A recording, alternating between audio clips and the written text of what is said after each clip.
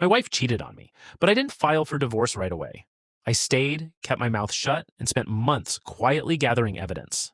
When the truth finally came out, she lost far more than our marriage, her career, her reputation, and the life she thought she could keep.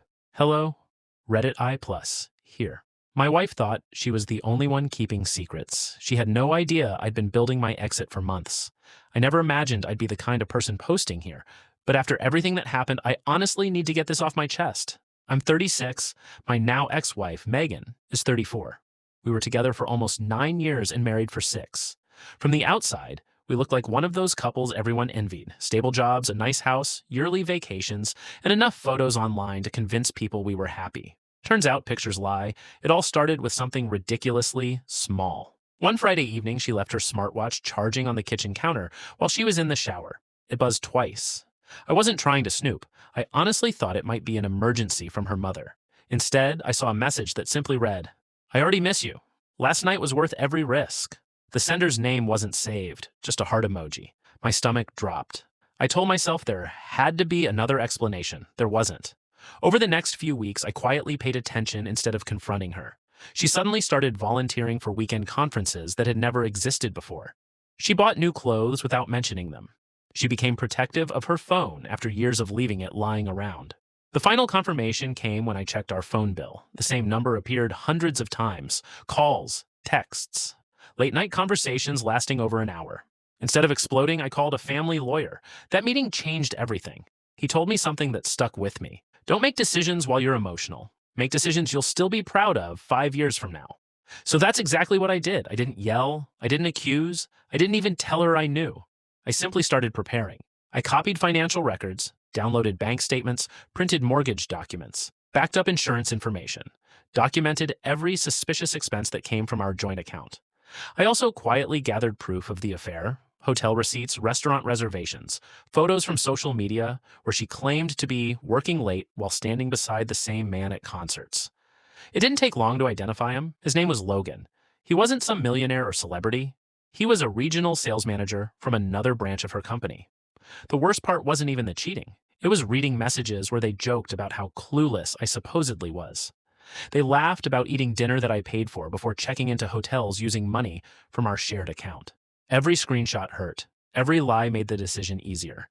Meanwhile, I slowly changed my own life. I opened separate bank accounts, updated my beneficiaries, stored important documents in a safe deposit box, moved sentimental belongings to my older sister's house.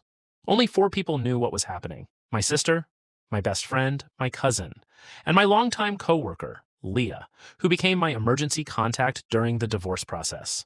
Ironically, Leah would later become the center of my ex-wife's wildest conspiracy theory.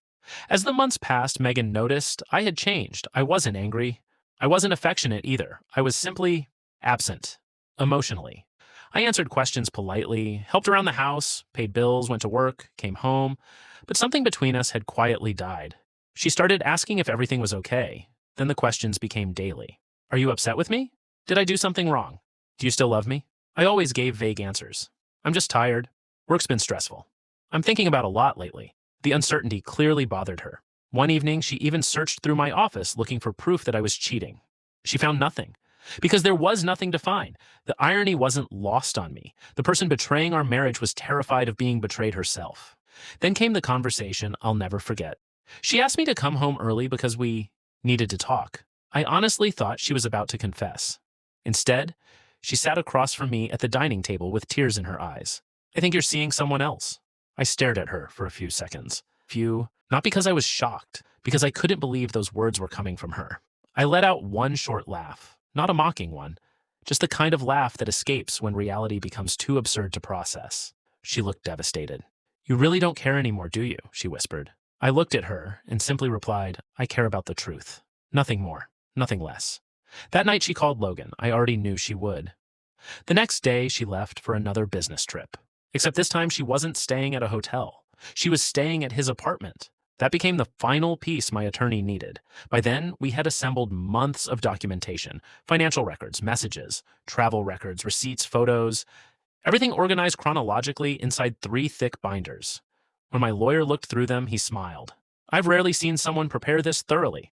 The divorce papers were filed the following Monday. She didn't even know until she was served at work. Her phone exploded with calls. Mine stayed silent for almost 2 hours. Then it started. First confusion, then denial, then anger, finally panic. She called me 23 times, left 11 voicemails, sent dozens of messages saying she could explain everything. I never argued. I simply replied once, "You should speak through our attorneys." What happened afterward was entirely the result of her own choices. Her company conducted an internal investigation after it became clear she and Logan had violated multiple workplace policies involving conflicts of interest, falsified expense reports, and misuse of company resources. Neither of them kept their jobs. Friends who had believed her stories started distancing themselves once they learned the truth. Her parents apologized to me after seeing the evidence. Even Logan disappeared once everything became public. Apparently, secret relationships are exciting only while they're secret. The divorce was finalized 8 months later. I kept the house after buying out her share. She kept her car.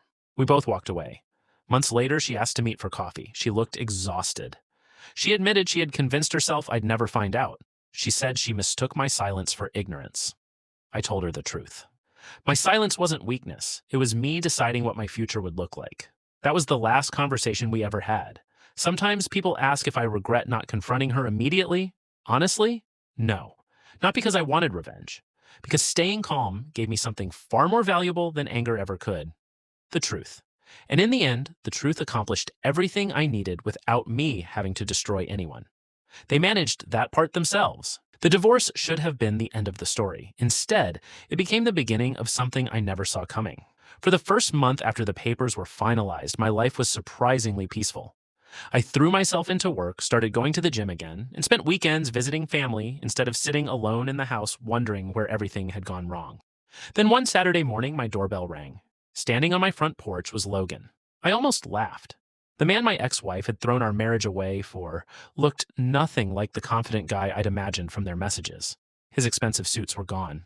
He had dark circles under his eyes and looked like he hadn't slept in days. "I know I have no right to ask," he said quietly, "but can we talk?" Every instinct told me to shut the door. Instead, curiosity won. We sat on the patio. For a full minute, neither of us spoke. Finally, he broke the silence. "She lied to both of us." I folded my arms. "What exactly did she lie about?" He rubbed his forehead.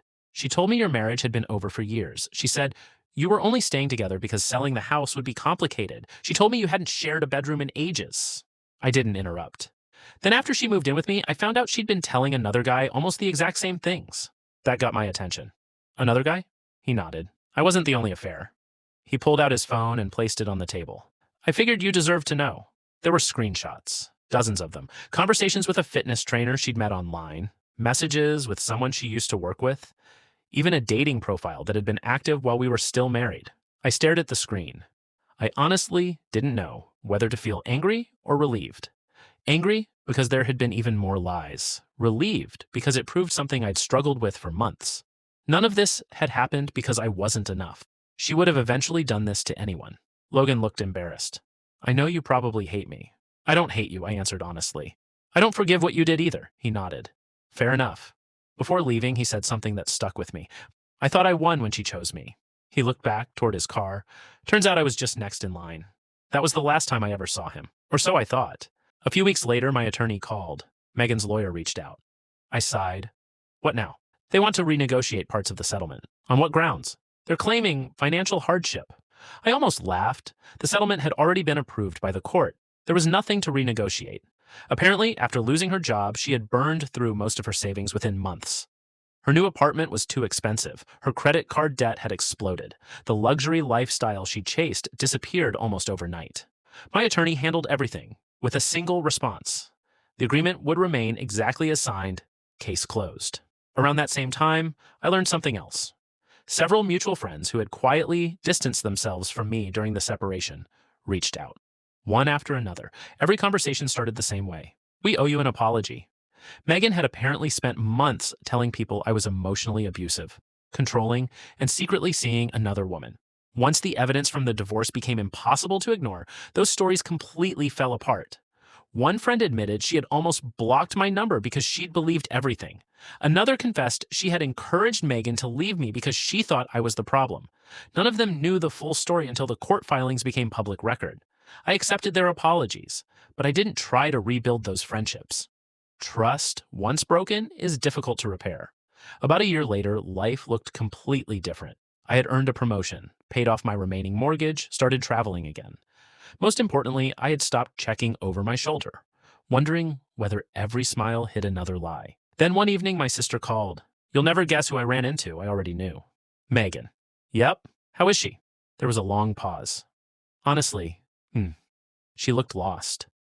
Apparently, she'd bounced between several jobs before finally finding stable work at a small local company. She wasn't dating anyone. She'd cut ties with most of the people she'd once partied with. According to my sister, she looked older than her age, not because of time, but because of regret. I didn't feel happy hearing that. I didn't feel sad either. Mostly, I felt nothing. And that's when I realized I'd finally healed. Forgiveness isn't always about welcoming someone back into your life. Sometimes it's simply reaching the point where their choices no longer control your emotions. If you've read this far, here's the biggest lesson I took away from everything. When someone betrays you, don't waste your energy trying to destroy them. Protect yourself. Stay calm. Tell the truth. Let their own decisions create the consequences. Because in my experience, reality is far more effective than revenge could ever be.